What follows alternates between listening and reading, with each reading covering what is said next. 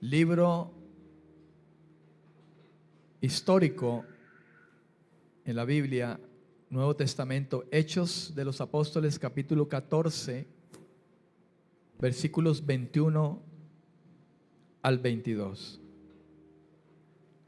Hechos capítulo 14, versículo 21 y 22. Dice la Escritura: y después de anunciar el Evangelio a aquella ciudad y de hacer muchos discípulos, volvieron a Listra, a Iconio y a Antioquía, confirmando los ánimos de los discípulos, exhortándoles a que permaneciesen en la fe y diciéndoles: es necesario que a través de muchas tribulaciones entremos en el reino de Dios.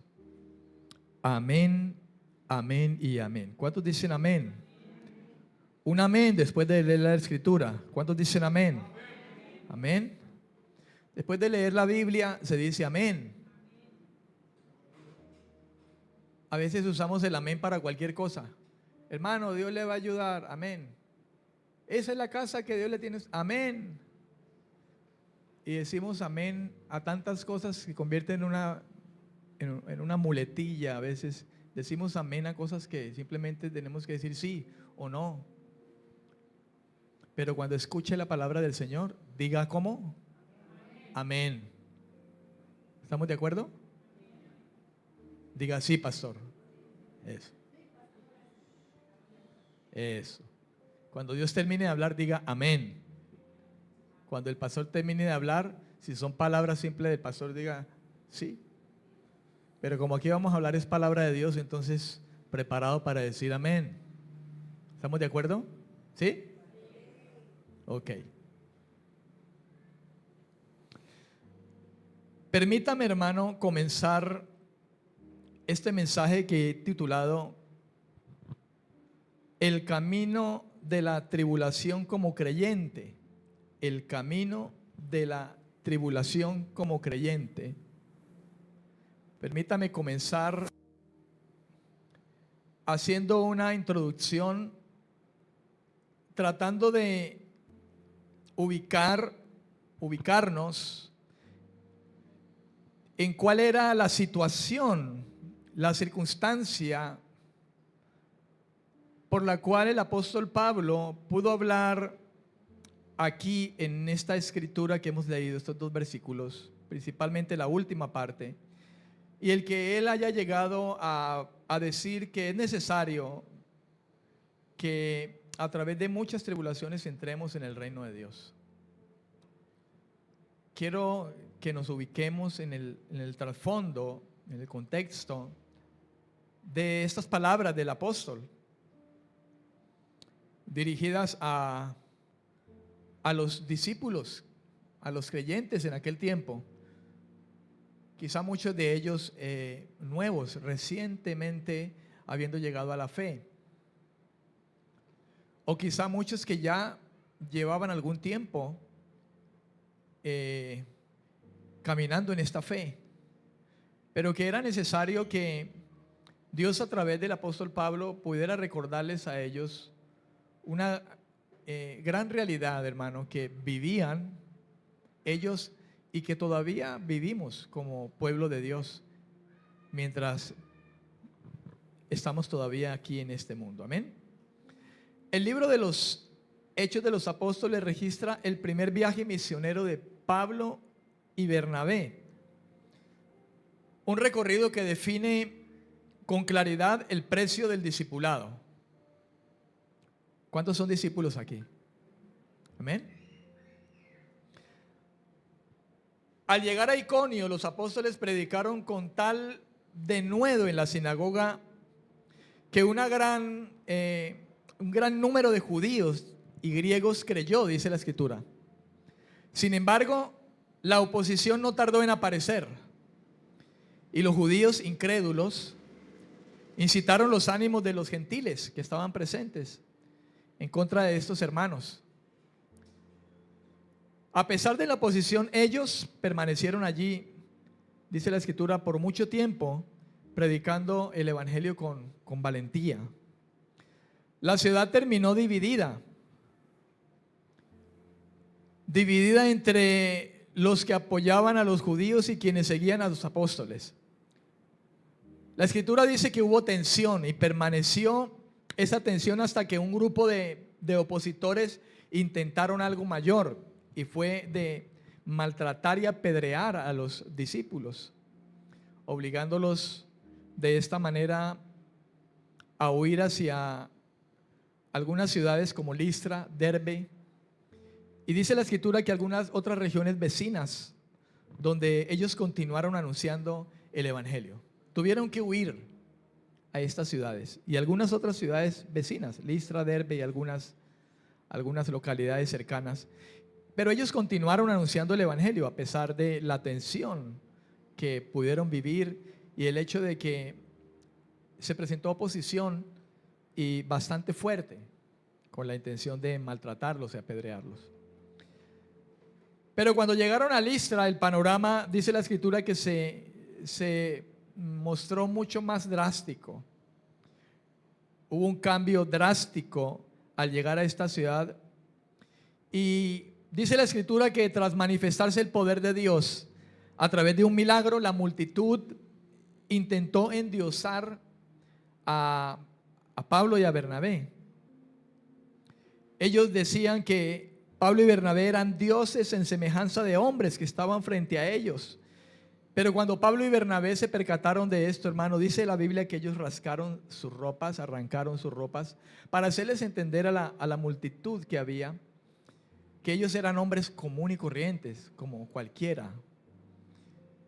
Y quizá de alguna manera, logrando con alguna dificultad, pues ellos estaban empecinados en eso, de que la multitud no les ofreciera sacrificios por aquello de que ellos los estaban endiosando, por aquel milagro que habían visto frente a sus ojos. Lo cierto, hermano, es que la volubilidad humana se hizo evidente poco después, más grave. Judíos provenientes de Antioquía e Iconio dice que llegaron para agitar a las masas presentes. Más agitación, más presión. El enemigo empecinado totalmente en oponerse a la obra que Pablo y Bernabé estaban llevando a cabo. Llevar el Evangelio a muchos. Y la Escritura dice que judíos provenientes de Antioquía e Iconio llegaron para agitar mucho más a las masas, convencieron a la multitud, apedrearon a Pablo y lo arrastraron fuera de la ciudad. Lo dieron por muerto, dice la Escritura. Pero no obstante, mientras muchos discípulos le rodeaban, estaban allí dándose cuenta quizá de todo lo que ocurría con Pablo, quizá dando por muerto a Pablo, el poder de Dios lo levantó, hermano. Dios estaba en el asunto. Y entonces Pablo, aún frente a estas circunstancias, dice la Escritura que regresó a la ciudad. Y al día siguiente partió con Bernabé a Derbe para continuar. De modo, hermano, que escuchando esto, quizá un impactante escenario que nos confronta a nosotros hoy día, podemos ver nosotros cómo, hermano, Pablo, a pesar de haber sido apedreado, arrastrado casi hasta la muerte, no obstante, en lugar de huir para proteger su vida, los apóstoles decidieron regresar a esas mismas ciudades, a pesar de la trifulca, a esas mismas ciudades donde habían sido perseguidos. Pues ellos tenían, hermano, un objetivo crucial, y era necesario hacerlo. Y ese objetivo crucial era fortalecer el ánimo de muchos nuevos creyentes y recordarles una verdad ineludible para todo cristiano. Recordarles una verdad ineludible para todo cristiano. Esa verdad que es necesario que a través de muchas tribulaciones entremos en el reino de Dios. Una verdad ineludible para todo cristiano. ¿Escuchó eso? Ineludible. No podemos eludir esta verdad por causa de nuestra fe y de la oposición que, como dijo el Señor Jesús en muchas ocasiones, todo aquel que está en Él va a tener de parte de un mundo hostil. Es la realidad, hermano. Amén, amén. Pero hay una palabra clave allí. Hay una palabra clave. Y es, digo yo, que es el eje de este versículo, lo cual debemos comprender, entender con claridad, porque es crucial en cuanto a la fe que usted y yo vivimos en este tiempo. Y fue crucial para aquellos discípulos, Pablo, Bernabé. Fue crucial el que ellos pudieran comprender y entender todo lo que sucedía alrededor de sus vidas. Y le estoy hablando de la palabra tribulación. Es una palabra clave allí en ese pasaje que hemos leído. La palabra tribulación. Al final del versículo 22, Pablo dice: es necesario que a través de muchas tribulaciones entremos en el reino de Dios. Tribulaciones.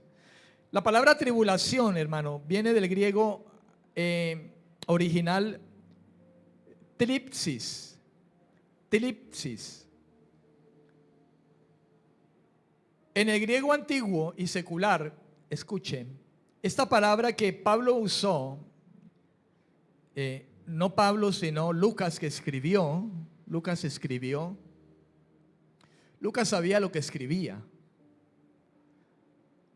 Y usó ese término porque es el término que realmente, hermano, debía usarse para poder dar a conocer la verdad de lo que los discípulos, Pablo, el mismo Lucas también que viajaba con Pablo, pudieran encontrar, hermano, continuamente. Este término, hermano, tlipsis, no era exclusivamente un término religioso. Su significado era más bien, o venía del antiguo griego secular. Y el significado de esta palabra que usó Lucas allí, hablando de tribulaciones, tlipsis, su significado físico directo se define como presionar, como apretar o como una opresión. Amén. De esta manera, cuando Lucas escribe Hechos, o cuando Pablo predica el evangelio, toman ese concepto físico, hermano, y lo trasladan al plano emocional, al plano mental y al plano espiritual.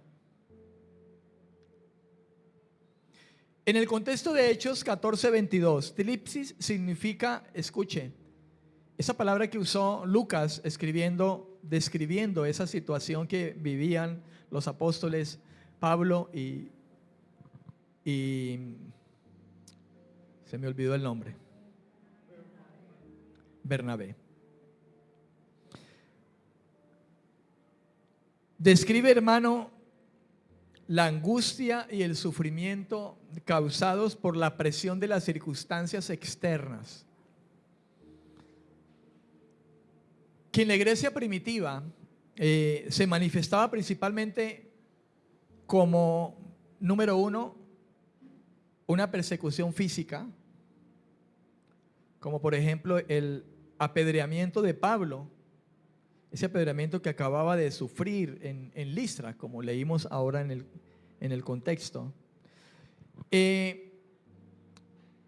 esa presión, hermano, externa por el rechazo social,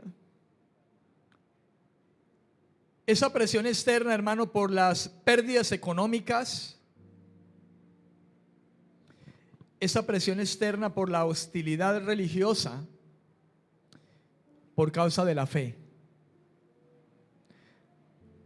que ellos manejaban y que hasta el sol de hoy la iglesia del Señor maneja ineludiblemente.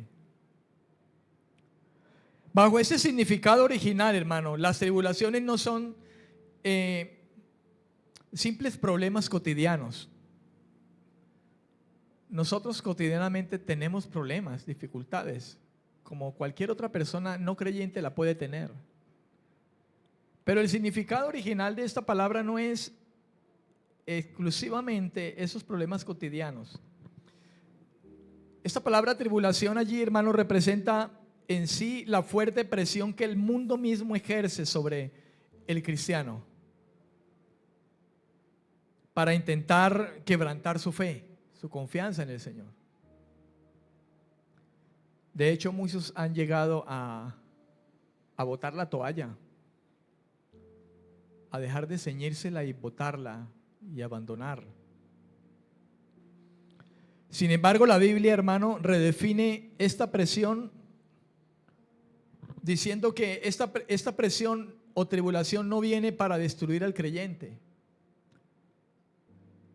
De manera contraria, viene para actuar como un lagar o para actuar como una trilladora que purifica el carácter del discípulo, del creyente.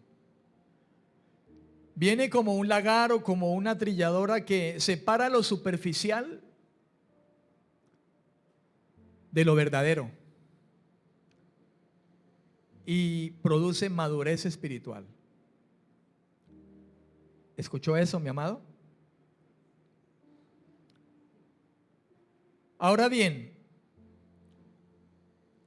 después de leer quizá esa última parte del versículo 22, Hechos 14, 22,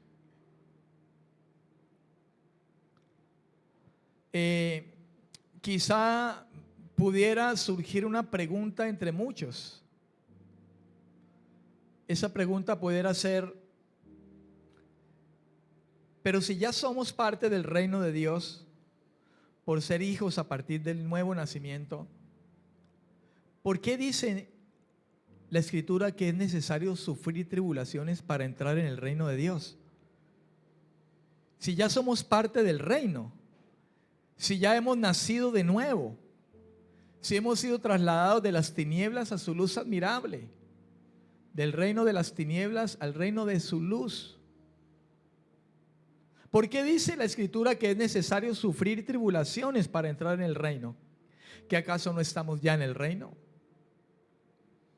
Esa sería una pregunta que quizá muchos pudieran hacerse. Hermano, esa es una de las grandes preguntas teológicas más profundas del Nuevo Testamento, como muchas otras hay al respecto de la fe. Pero esta aparente contradicción se resuelve cuando llegamos a entender una verdad descrita en la Biblia conocida como el ya, pero todavía no. El ya, pero todavía no.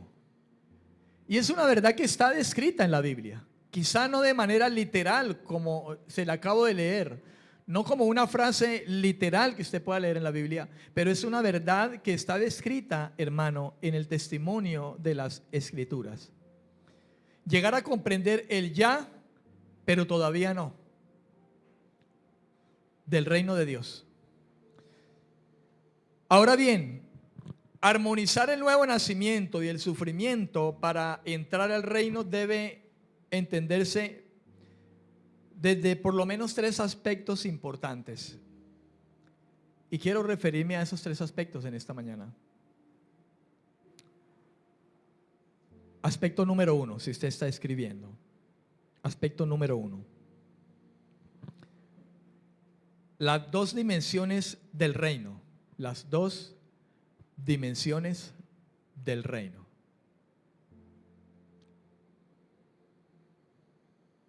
Escriba ahí entre comillas el ya, pero todavía no. El ya, pero todavía no. Mi estimado hermano, el reino de Dios en la Biblia no es solo un lugar. Nosotros vamos a estar en un lugar. En algún lugar del reino de Dios.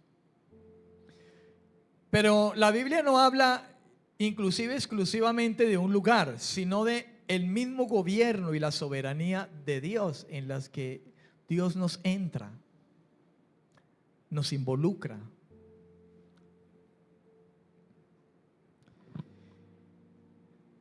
Pero este reino, hermano, se manifiesta, pudiéramos decir nosotros, en dos etapas o dos dimensiones. Una de ellas es la dimensión presente. Ahora, ya, el ya. Al nacer de nuevo. Al nacer de nuevo, hermano, entramos espiritualmente al reino de Dios. Somos justificados. Somos adoptados como hijos y somos traspasados, dice la Escritura, de las tinieblas a la luz admirable del Señor. Esta es la dimensión presente, el ya. Somos nacidos de nuevo. Hemos sido entrados espiritualmente al reino de Dios. Él reina en nuestros corazones. Somos justificados ya. El Señor nos ha justificado. Pero aparte de ello, adoptados como hijos y traspasados de un reino de tinieblas a un reino de luz. En Colosenses capítulo 1, versículos 13 al 14, el apóstol Pablo decía lo siguiente a esta iglesia y hoy a nosotros. Dice la Escritura, Él, el Señor Jesucristo, nos ha librado del poder de las tinieblas y nos ha trasladado al reino de su amado Hijo, en quien tenemos redención por su sangre, el perdón de pecados. Él, el Señor, Dios, en su plan eterno, nos ha librado del poder de las tinieblas, dice el apóstol a esta iglesia colosense, y nos ha trasladado, note el presente, al reino de su amado Hijo, en quien tenemos redención por su sangre, el perdón de pecados. Tenemos, dice el apóstol. Hermano, su estatus, mi estatus legal y nuestra ciudadanía celestial ya están aseguradas. Ya están asegurados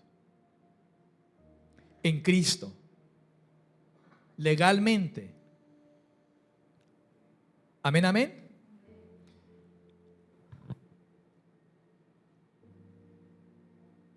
Número 2, o letra B, mejor, letra B, o la segunda etapa o segunda dimensión, la dimensión futura. Y allí podríamos entonces nosotros hablar del todavía no. La dimensión futura, el todavía no. ¿Y por qué hablar de esta manera, hermano? Porque aunque usted y yo somos ciudadanos del cielo, ciudadanos del reino, como dice la Escritura, nuestra ciudadanía está en los cielos. Somos ciudadanos, ¿verdad?, del cielo, del reino. Todavía vivimos físicamente aquí en un mundo gobernado por el pecado. ¿Cuántos están aquí todavía? Todavía estamos aquí. Todavía vivimos aquí. Jesús dijo: Señor, yo no te pido que los quites de este mundo. Ellos van a quedar aquí. Yo te pido que los guardes mientras están aquí en este mundo. Yo vuelvo a ti, vuelvo a la gloria donde estaba, vuelvo a tu lado, Señor. Pero ellos quedan aquí. Y yo no te pido, Señor, que los quites de este mundo físicamente, de este mundo físico. Yo te pido que tú los preserves, los guardes, los libres de este mundo. Este mundo gobernado por el pecado. Pero no solamente por el pecado, sino también, hermano, por el sufrimiento y por la muerte. La muerte misma. En Filipenses capítulo 3, versículo 20, Pablo dijo: mas nuestra ciudadanía está en los cielos, de donde también esperamos al Salvador, al Señor Jesucristo. Amén. Y Jesús mismo lo dijo, como les manifestaba ahora, orando por los creyentes. Dijo: Señor, no ruego que los quites, sino que los guardes del mal. No te pido que los lleves. Yo vuelvo a ti, pero ellos quedan aquí. Y te pido que los guardes de este mundo de maldad. Aunque ellos no son del mundo, Señor, como tampoco yo soy del mundo. Dice San Juan capítulo 17, versículos 15 y 16. No son del mundo como tampoco yo soy del mundo.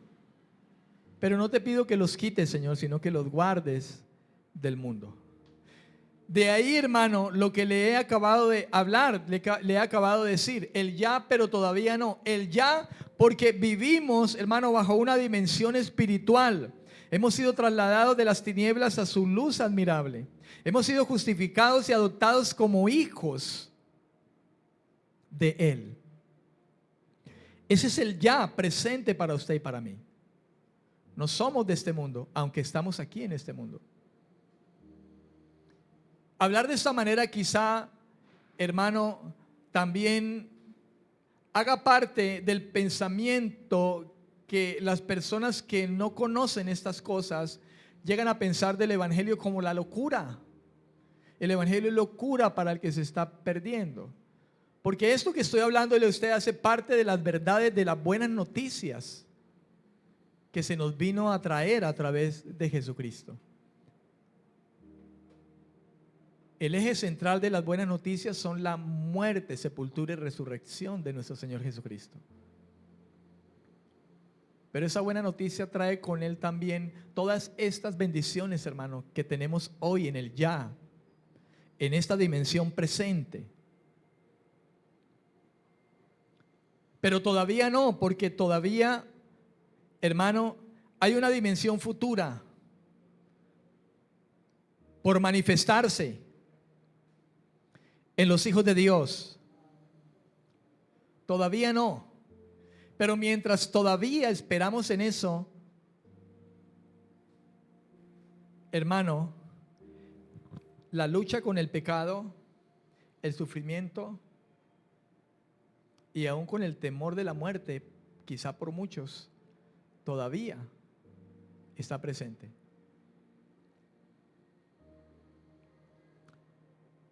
Amén. La consumación final del reino, hermano, cuando entremos allá en la presencia de Dios, en una tierra nueva, sin maldad, aún no ha ocurrido, aún no ha sucedido. Y de esto podemos mirar nosotros a través de las Escrituras. Por ejemplo, hablando del capítulo 21 de Apocalipsis.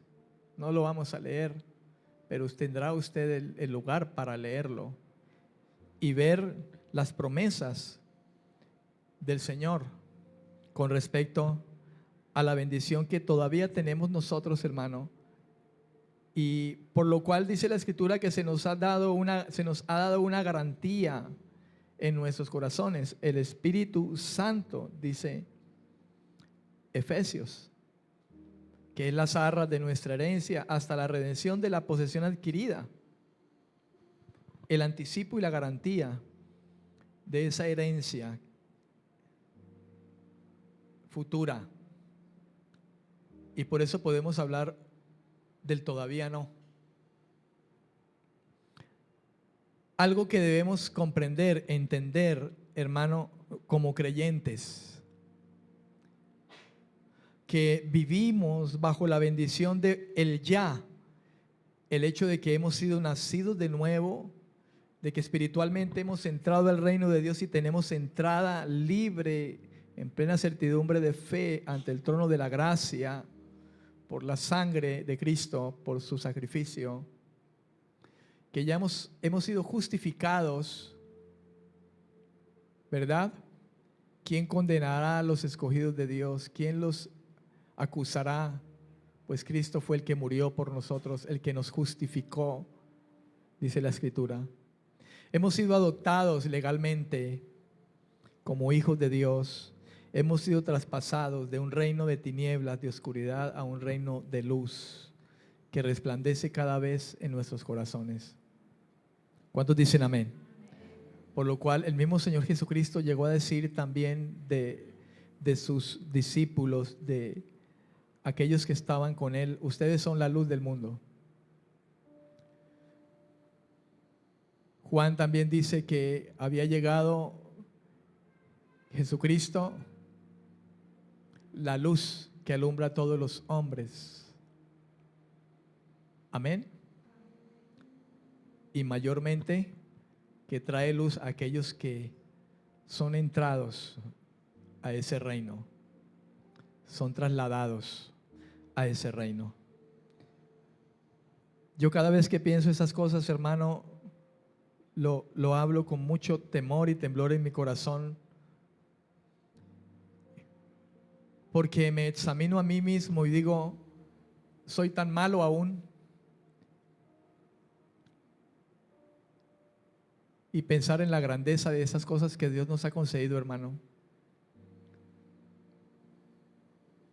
Hay tanta maldad todavía en nosotros que cuando pensamos eso, no sé usted, pero por lo menos yo, cuando me doy cuenta de eso, no tengo otra cosa más que doblar mis rodillas y suplicar a Dios su misericordia cada vez más y más y más, y agradecer infinitamente por el regalo más grande que Él nos ha dado: justificarnos para que un día podamos estar con Él. No lo merecemos, absolutamente, en ninguna manera, bajo ninguna circunstancia, bajo ninguna obra que tú hagas, absolutamente. Ni siquiera por el mismo hecho de que prediques el evangelio y lo prediques correctamente. Porque Jesús dijo: si ustedes no lo hacen, yo pondré las piedras a hablar.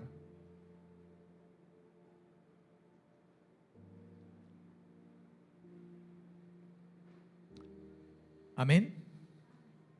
De modo que no hay ningún mérito. No hay nada meritorio, hermano. Ninguna obra que hagas, ni todas las horas que ores, ni todas las asistencias a los cultos, que no te pierdas ninguno, que no dejes de orar, ni todas las lecturas de Biblia que hagas, nada de eso, porque no es mérito propio. Si nosotros hacemos todas estas cosas, nos reunimos, leemos la Escritura, oramos, todo es por gracia. Si doblamos nuestras rodillas ante Dios, todo es por gracia. Si hay dolor en nuestro corazón por el pecado, todo es por gracia, porque nosotros estábamos muertos y un muerto no siente nada.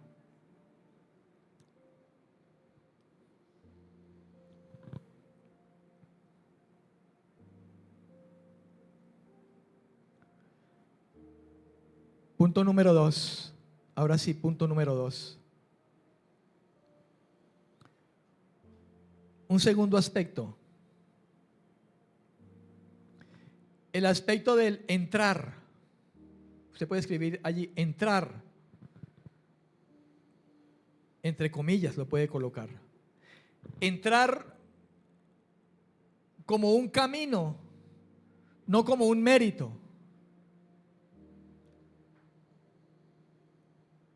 Entrar como un camino, no como un mérito.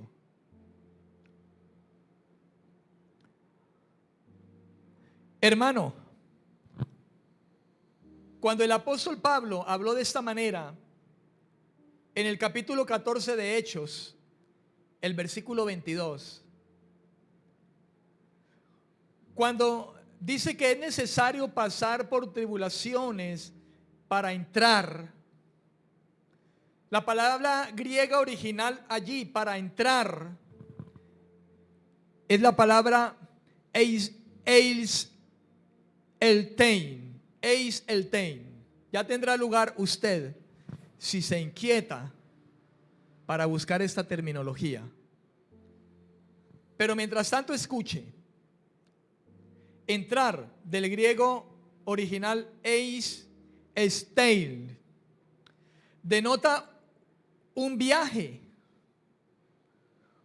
una trayectoria hacia un destino final.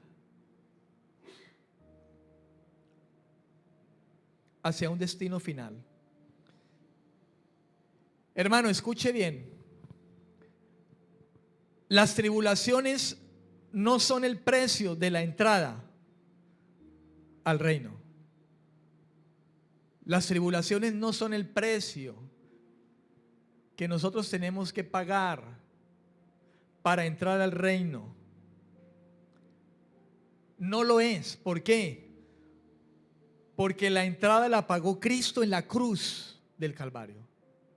De modo que las tribulaciones que podamos vivir nosotros en este mundo, las que vivió Pablo, Bernabé, los discípulos en aquel tiempo, a través de la historia, hasta nuestro tiempo, el hoy, el ahora, las tribulaciones, hermano, no son en ninguna manera el precio de la entrada.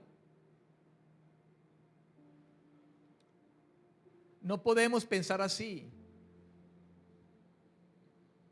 que por tu sufrimiento, por tus tribulaciones, esto se convierta en la entrada que Dios te puede dar porque has sufrido mucho por causa del evangelio. No, hermano, porque la entrada ya la pagó Cristo en la cruz. Las tribulaciones antes son el camino obligatorio a través del cual viajamos hacia la consumación de ese reino que nos espera. Esa herencia.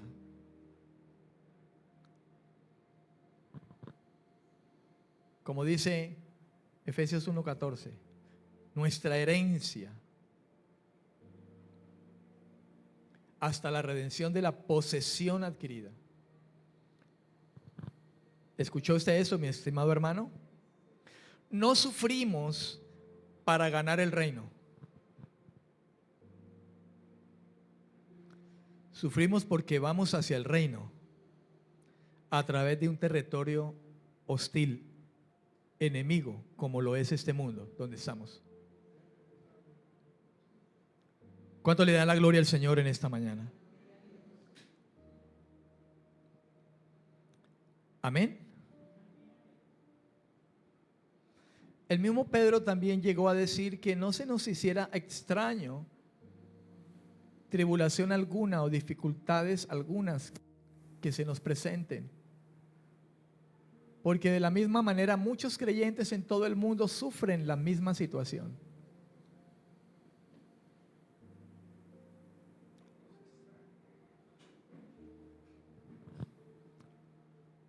Amén.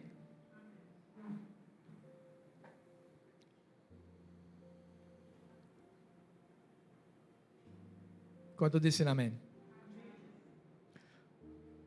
No sé qué situaciones puedas estar viviendo, mi estimado hermano, ni de qué tipo.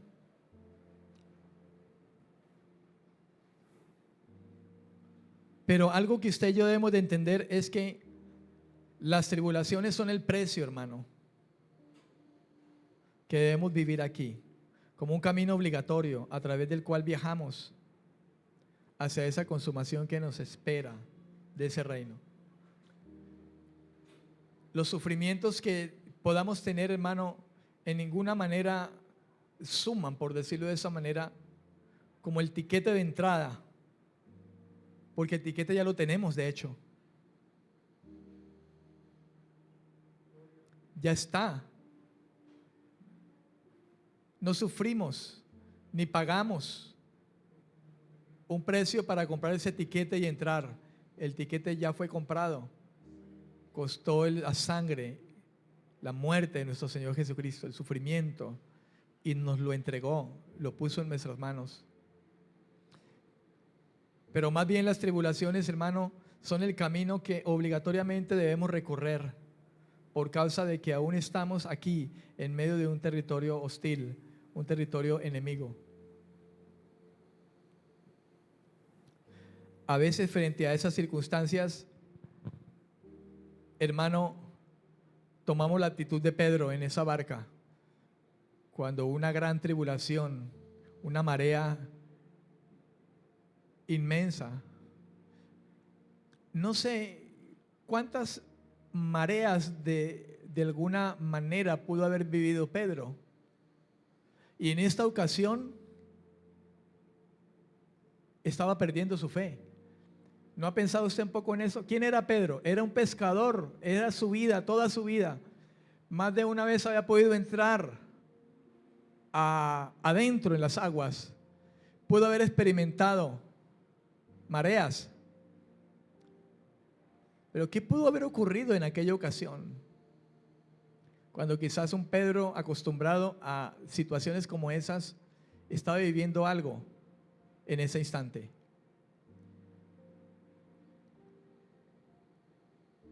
Maestro, nos ahogamos. Y dice la escritura que el Señor estaba allí con ellos. Estaba recostado. Ellos dirían, está durmiendo el Señor.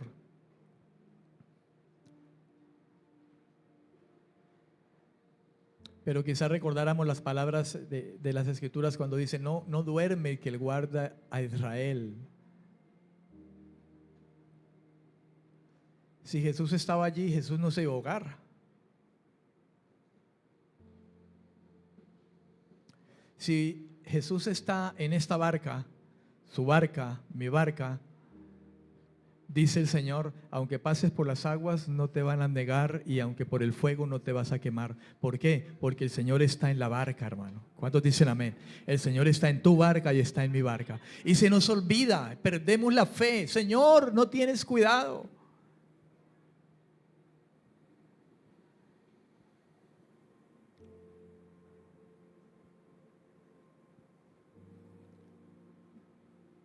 Y digo esto, hermano, con mucho temor delante de Dios, porque yo mismo he pasado por tribulaciones y no sé cuántas más me puedan esperar. Y solo espero que cuando eso llegue, si voy a tomar la actitud de Pedro, el Señor pueda estar allí, el Espíritu Santo, para decirme qué es lo que predicabas, qué es lo que has predicado.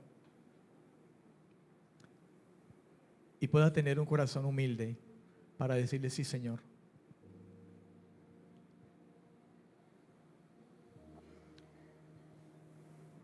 Porque muchas veces he tenido que hacerlo, muchas veces tuve que hacerlo. Y tuve que decirle, sí, Señor, es verdad.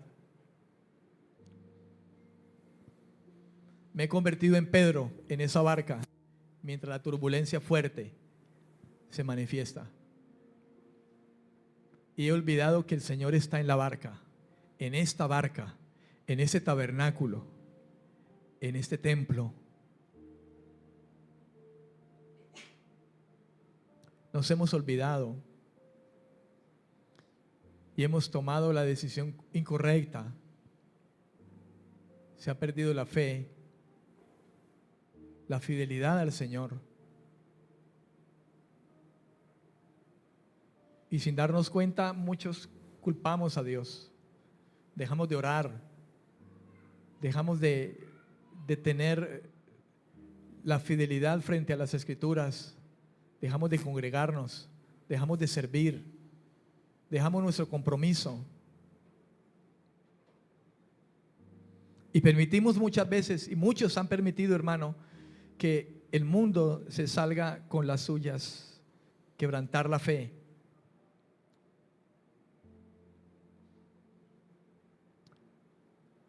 Pero espero usted esté reteniendo, hermano, cada cosa de la que le he estado hablando en este momento. Hay un ya, pero todavía no. Y un ya, hermano, que nos llena de gloria. Hemos nacido de nuevo. Hemos sido pasados de las tinieblas a su luz admirable. Somos justificados legalmente. Nos han adoptado como hijos.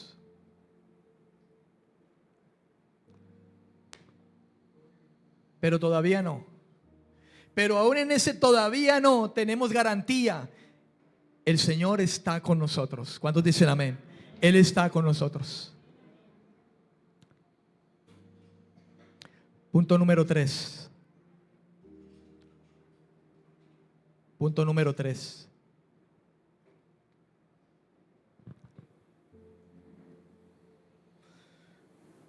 Lo necesario de la tribulación o sufrimiento. Lo necesario de la tribulación o sufrimiento.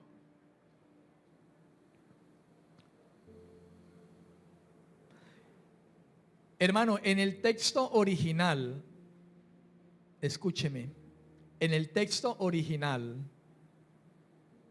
en griego, la frase es necesario del versículo 22 de Hechos 14, ¿recuerdan?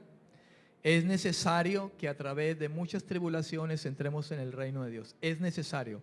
Esa frase en el original griego, es necesario, es la palabra griega dei, así como suena, D de dedo, E-I, dei. Y esa palabra que escribió Lucas allí, dei, en el griego, significa o se traduce debe ser o es necesario. Debe ser o coma es necesario. Al igual que en el español, hermano, expresa, escuche, una cierta necesidad imperiosa que debe ser.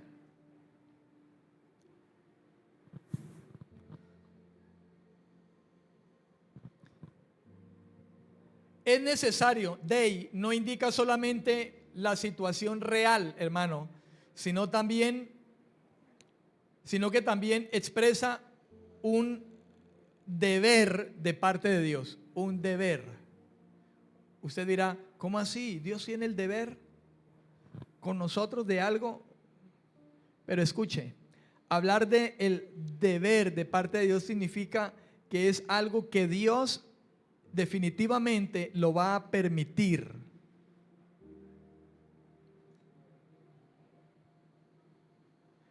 Él lo va a hacer.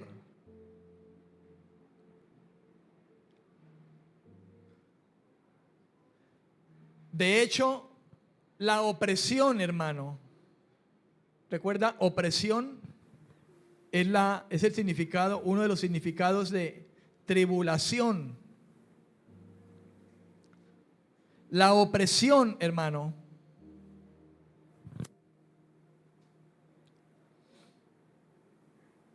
encaja en el plan de Dios. Usted recordará, por ejemplo, ubíquese en la primera carta de Pedro, capítulo 1, versículos 6 al 7. Primera carta de Pedro, capítulo 1, versículos 6 al 7. Usted recordará lo que dice esta escritura. El mismo Pedro hablando, el mismo Pedro que estuvo en esa barca, el mismo Pedro que fue perseguido también posteriormente a la ascensión del Señor Jesucristo, el mismo Pedro que fue crucificado cabeza abajo, dice lo siguiente: en lo cual vosotros os alegráis, aunque ahora, por un poco de tiempo, si es necesario, tengáis que ser afligidos en diversas pruebas, para que, sometida a prueba vuestra fe, mucho más preciosa que el oro, el cual aunque perecedero se prueba con fuego, sea hallada en alabanza, gloria y honra cuando sea manifestado Jesucristo. Ahora vaya unos 2 capítulos más adelante, primera de Pedro 3, versículo 17. Y Pedro sigue hablando al respecto. Escuche lo que escribió este hombre, hermano. Un hombre de fe, como usted y como yo, alcanzados por la gracia del Señor. Pedro,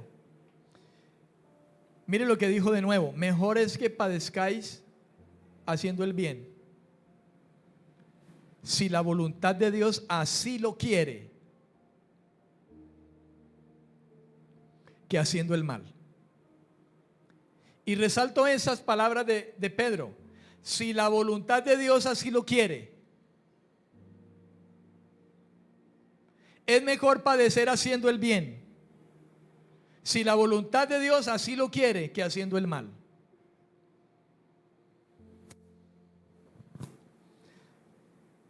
A los tesalonicenses también les dijo algo relativo, hermano. Primera Tesalonicenses, capítulo 3, versículo 3. Usted podrá mirar quizá el contexto de este texto.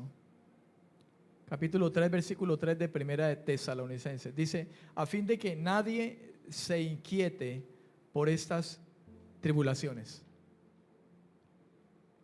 porque vosotros mismos sabéis que para esto estamos puestos. Si hay alguien que sufrió tribulaciones, hermano, en el tiempo de la extensión de el evangelio, este fue Pablo. Y al parecer Pablo aquí está escribiendo de las circunstancias que estaba viviendo. Y al parecer los tesalonicenses estaban inquietos, preocupados. Pero Pablo le dice: no se inquieten por esto, porque para eso estamos puestos. De hecho, usted recordará que el Señor le dijo creo que fue a Ananías, cuando escogió a Pablo, ¿recuerdan? Y le dijo: este es un instrumento que yo he escogido, Pablo. Yo le voy a enseñar lo que cuesta seguirme y ser un instrumento en mis manos. ¿Recuerda? Y es tremendo lo que dice Pablo: hermanos, no se inquieten por estas tribulaciones, porque vosotros mismos sabéis que para esto estamos puestos. Pablo pudiera estar hablando de él al lado de los que le acompañaban en esas cruzadas, o Pablo pudiera estar generalizando e incluyendo a los mismos tesalonicenses, diciéndole: para eso estamos puestos todos los que somos de Cristo.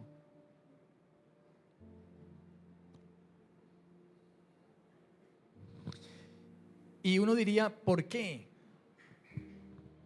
¿Por qué?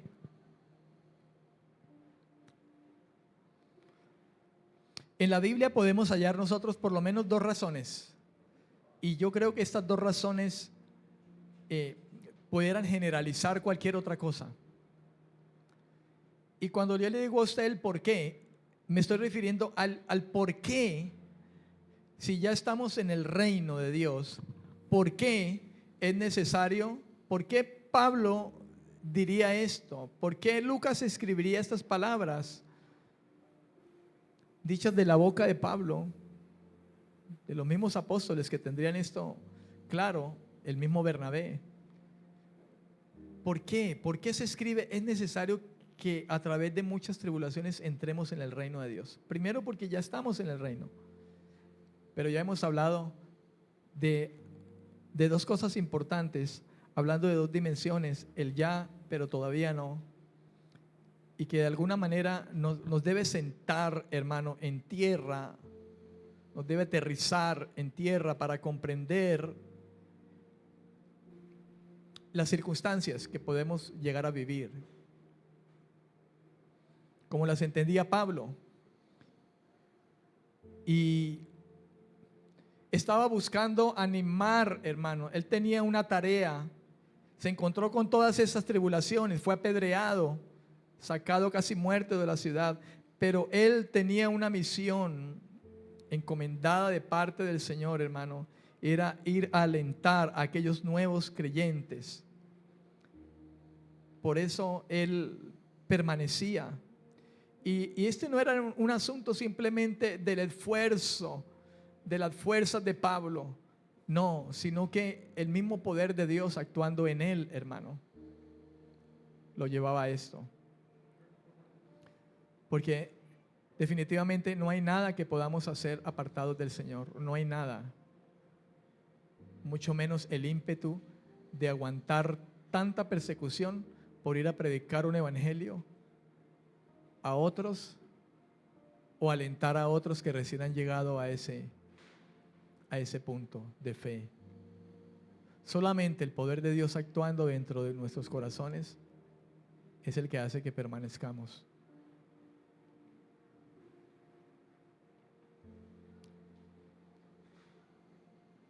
Amén.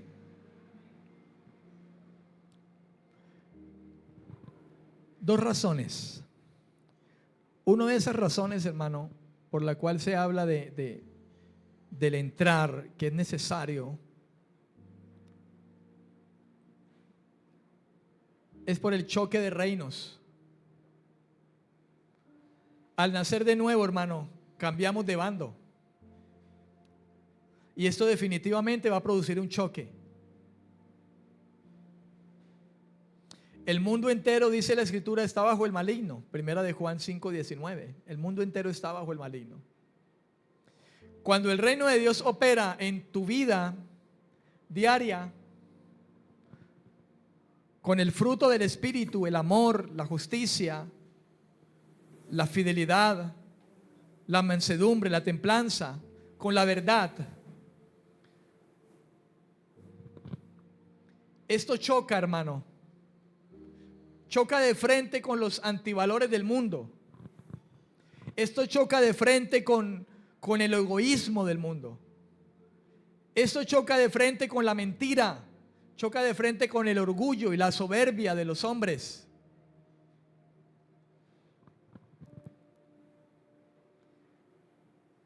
Hermano, la tribulación, la tlipsis, la presión es el resultado inevitable de ese choque espiritual y cultural. Usted, hermano, quien quiera que me escuche hoy, usted jovencito que va al colegio, a su bachillerato, usted que va a su universidad, usted que va a su oficina, usted que va a su empresa, a su trabajo. Si usted verdaderamente es alguien que ha nacido de nuevo, es alguien que ha sido cambiado de bando, hermano, usted va a encontrar definitivamente la tlipsis, la presión, la tribulación, como el resultado inevitable de que usted ha sido trasladado del reino de las tinieblas al reino de la luz admirable de Cristo.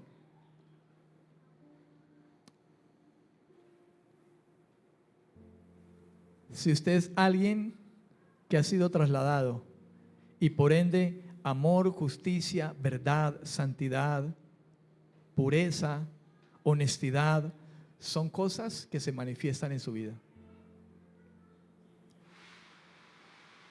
El no devolver mal por mal, el perdonar, son cosas que van a chocar, hermano, con el mundo. Y por cosas como esas van a venir persecuciones, tribulaciones. Pero es necesario. Esa es una razón. Y la segunda razón, la preparación como ciudadano del reino. La segunda razón es la preparación como un ciudadano del reino. Hermano, el sufrimiento no te salva. no te salvas porque sufres.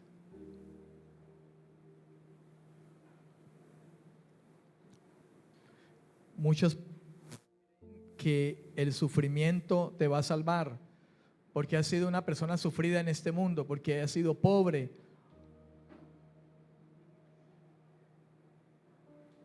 No nos salvan las circunstancias, que seamos ricos o pobres, que suframos o no suframos. Nos salva una sola cosa, y es el favor que Dios nos ha extendido al elegirnos para salvación, porque no teníamos nada bueno para merecerlo.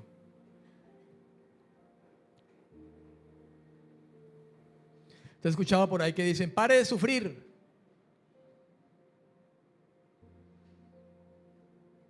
Es la mentira del diablo. Muchos llegan al Señor y como se encuentran con la verdad de que el sufrimiento más bien comienza, entonces muchos, como en el bus de servicio público, ¿no? Entras por la puerta de adelante, pero sales por la puerta de atrás. Entras solamente un paso y bajas de nuevo. El sufrimiento no te salva ni me salva, hermano, pero el sufrimiento nos santifica y capacita para el reino. Las tribulaciones desprenden tus raíces y mis raíces de este mundo terrenal y te obligan y me obligan a poner los ojos en el reino eterno del Señor. El sufrimiento arranca nuestras raíces de este mundo. Nos arrancan de las raíces de este mundo para plantarnos junto a las corrientes de las aguas.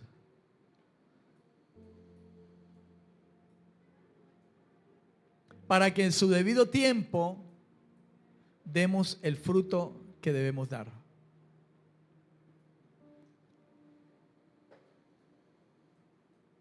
Para que mantengamos verdes y nuestra hoja no caiga.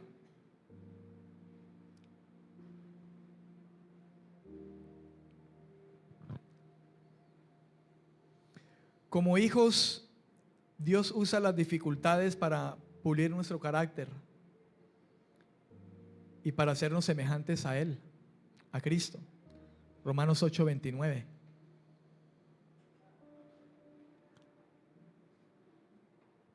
¿Recuerdan qué dice? Romanos capítulo 8, versículo 29.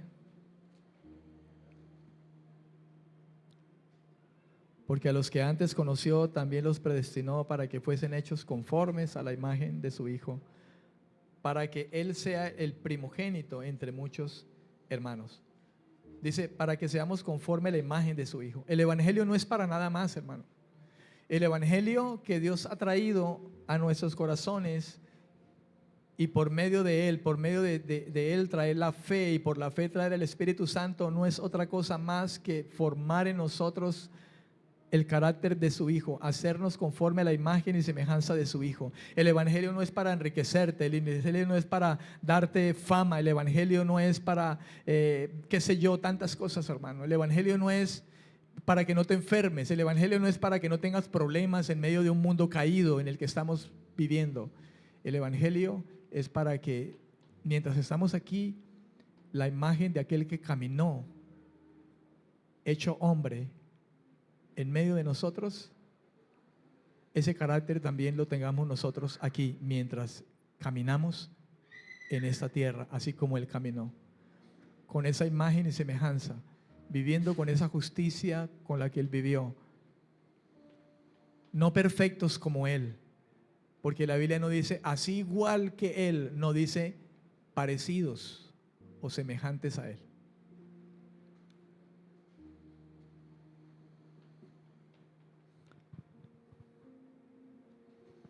El sufrimiento purifica la fe para que al entrar en la consumación final estemos listos para reinar con Él. Purifica la fe. Una fe genuina porque la fe se puede contaminar. Cuando decimos que sí, que yo creo y es por fe que ando, pero ando haciendo otras cosas que no son, viviendo cosas que no son, actuando cosas que no son, que no pertenecen a la fe, a la fidelidad que debo tener en el Señor. Cuando la fe es pura, cuando decimos que se purifica la fe, cuando esa fe, la confianza, siempre permanece en Dios y no en las circunstancias, no en los hombres, no en un gobierno humano, no en dependencia de un gobierno humano, sea cual sea ese gobierno humano, sea el presidente, sea el rey, sea el pastor, sea el apóstol o como se denomine. Mi confianza es pura porque mantiene en Dios. Y cuando digo eso no estoy diciendo allá afuera no se someta a las autoridades, no estoy diciendo eso, no, porque una fe pura e intacta sabe que debe someterse a las autoridades. En cuanto esas autoridades se alineen a Dios, claro está. ¿Amén o no amén? El gobernador de aquel tiempo en Roma lo llamaban el César, y al César se postraban todos, todo el reino romano, hasta los religiosos de ese tiempo, pero los verdaderos cristianos nunca se postraron a adorar a ese César. Cumplieron con el César en sus obligaciones, pagaban el impuesto, hacían todas esas cosas, respetaban a los soldados. Estoy hablando de los verdaderos creyentes. Pero no se sometieron a aquellas cosas que un gobernante quisiera hacer y no acorde a el mandamiento del Señor. Porque nunca se nos debe olvidar que aunque estamos en este mundo, no somos de este mundo. Nuestra ciudadanía está en los cielos. Amén, amén. ¿Estamos de acuerdo, hermanos? Pónganse sobre sus pies.